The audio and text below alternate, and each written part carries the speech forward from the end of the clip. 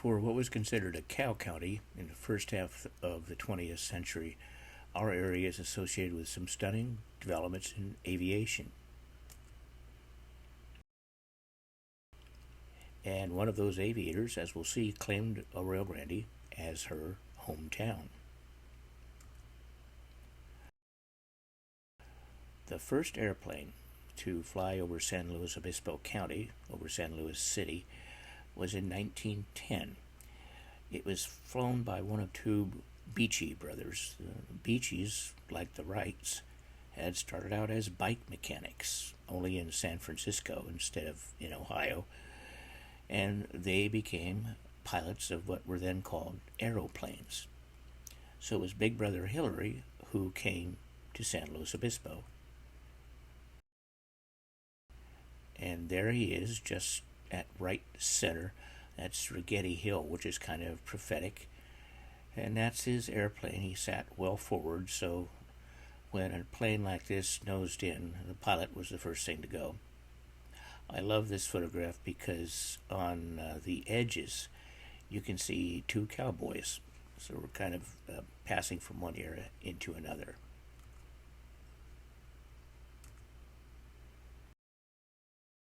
And here it is. Those mountains should look familiar. Maybe city fathers were more prudent in 1910 than they are today. High winds cut Hillary Beechey's flight short, so the city council of San Luis Obispo demanded and got a partial refund. City councils weren't the only danger to Hillary. He had several crashes. This barn jumped into his way. His little brother, Lincoln, was the glamorous one of the pair. Here he is racing Barney Oldfield. Barney, of course, raced at Exposition Track in southern San Luis Obispo, and there comes Lincoln.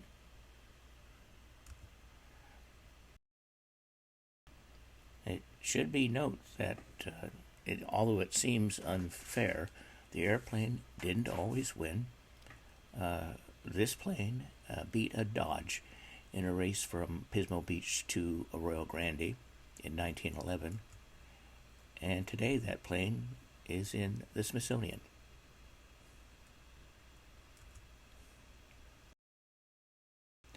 Little brother Lincoln met a sad end in 1915, flying a monoplane of his design from Exposition Park in his native San Francisco. Here he is taking off. He attempted to perform a loop, his specialty, over the bay when he realized that he was too shallow. He tried to pull up, and the monoplane's wings crumpled.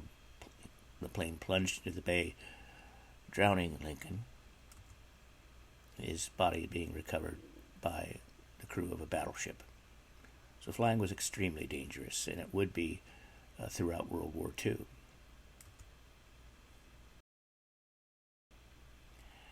But our distinction in Arroyo Grande is that this lovely young woman claimed Arroyo Grande as her hometown.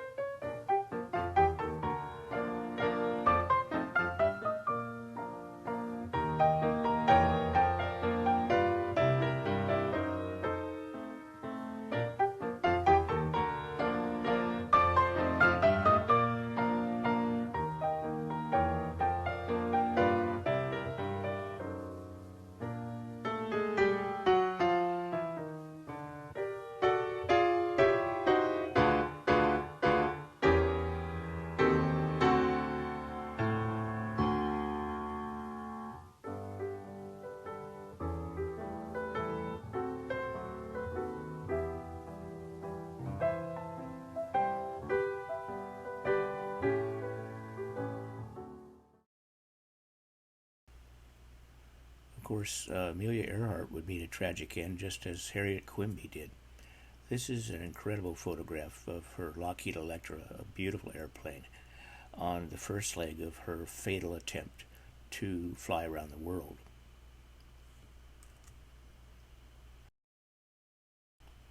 The year before, she had visited Cal Poly's aeronautics program.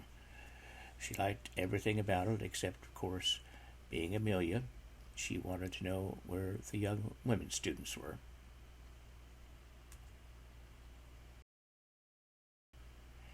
Poly's credited with building the first monoplane, one built by an American college, that is, in U.S. history. And this is Glenmont, named in honor of the two instructors. It looks suspiciously to me like Charles Lindbergh's Spirit of St. Louis. I don't think that's a coincidence. Note the lack of a windshield. The flight across the Atlantic undertaken by Lindbergh was just the year before, so there was plenty of inspiration to go around for young men like these.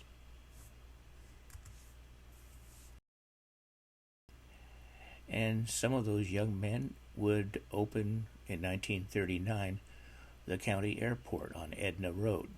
The two Hoover brothers and their brother-in-law, Earl Thompson. Here they offer, from the old Telegram Tribune, flying lessons, no military obligation, it says in fine print. Of course, that was a fib. In 1939, that was precisely the reason for training pilots. Everyone sensed that war was coming. But not all our pilots were combat pilots. During World War II, Poly's civilian enrollment dropped to about 80 students. The college was taken over by pre-flight training for United States Navy cadets.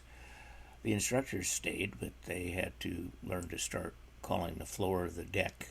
The walls became bulkheads, and a student had to ask permission to use the head. About 3,000 potential aviators went through Poly's program during the war. There was always a graduation dance at the end. Young women were shepherded up by the USO. The woman who kind of adopted Cal Poly's cadets and was the supervisor for those young women from the Los Angeles area primarily was none other than Mrs. Edward G. Robinson. Well, Edward G. had been a Navy man during World War I, so it makes sense that she adopted the boys of Cal Poly.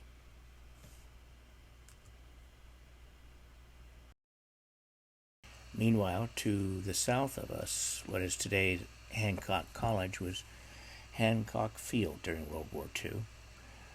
It was the site for the first phase of flight training, primary training, for 9,000 Army Air Forces cadets during World War II. You can still see they did things the Army way, marching in parade past the flight line. These young men learned useful skills like navigation. This cartoon from a Hancock yearbook shows that this young pilot is having a little trouble with navigation. He might not be over Los Olivos after all. Their trainers would have been a common sight over Arroyo Grande. These are Stearman cadets with a top speed of 124 miles an hour, which was more than some trainees could stand. This photo was taken at Hancock Field, too. This is what happened when you did something like this as an Army Air Forces cadet in primary flight training. You became a U.S. Army infantryman immediately. One class at Hancock was extraordinary. Look at what it produced. An ace shot down 5 or more enemy aircraft.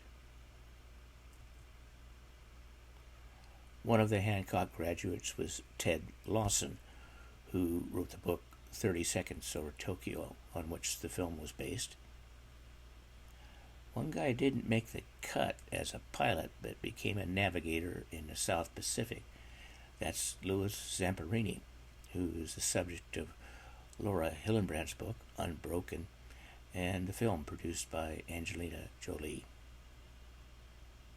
Meanwhile, farther south in Santa Maria, another common sight over Arroyo Grande would have been this airplane.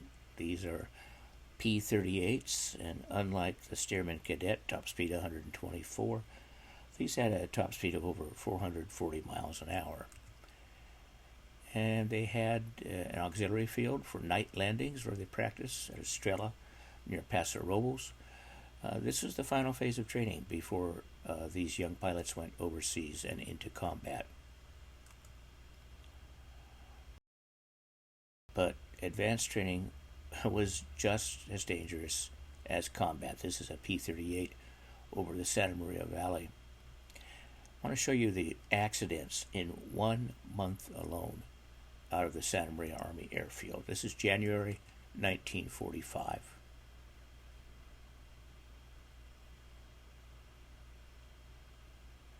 Two P-38s collided over Corbett Canyon. One pilot made it, the other didn't. Another crashed at the end of the pike. A witness, former Santa Maria Times reporter Karen White, who lives in Halcyon, saw that plane crash. The P-38s were swooping down practicing bomb runs, so they kind of dove and then climbed in something like the letter U. One of the planes made it to the bottom of the U and didn't make it back up. The most famous crash was into a cafe in Santa Maria. The Rusconi Cafe killed the pilot, the fry cook, and Mrs. Rusconi.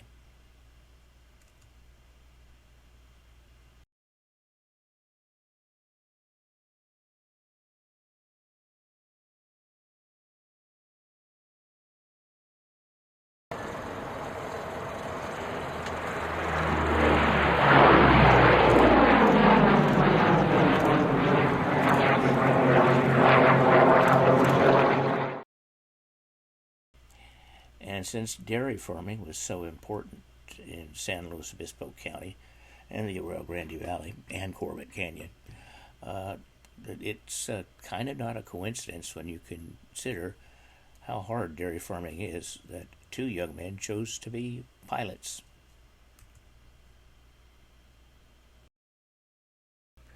One local dairyman's son did not take to dairy farming.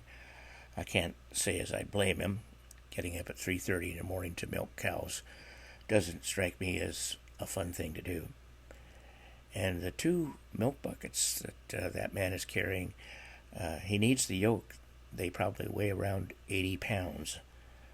But this young man discovered flying, and this airplane, the P-51D Mustang, one of the best fighters of the war, and an airplane with kind of a glamorous mystique. A V16 Packard Merlin engine.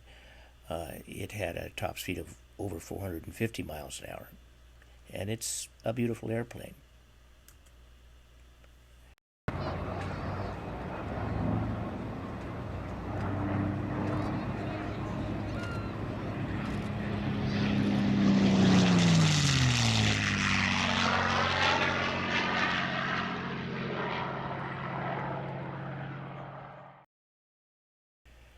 Elwyn Rigetti's was called Katydid, named after his wife. In his painting, Katydid is shown strafing a German train. Rigetti grew up off Orchid Road, went to school at what is today the Bailiana Winery.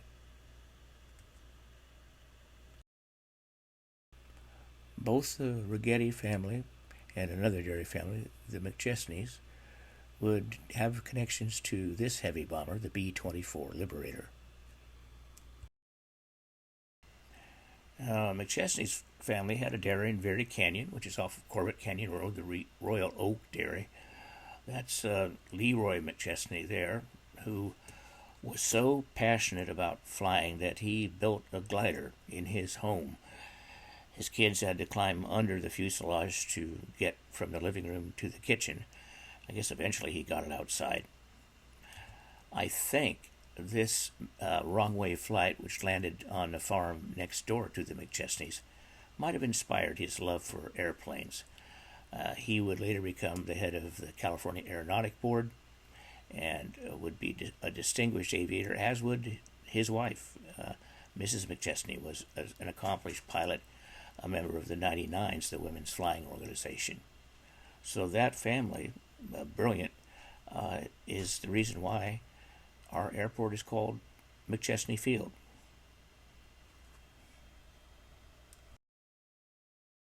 Jess McChesney, Leroy's brother, was no slouch as a pilot either, and that's putting it mildly. That's Jess at top right, like Leroy, a tall drink of water. He flew 35 combat missions in the B-24, his first mission. His plane was shot to pieces by a German fighter. He limped home. He'd lost almost all hydraulics. The instrument panel exploded in his face, and somehow he brought the bomber down safely.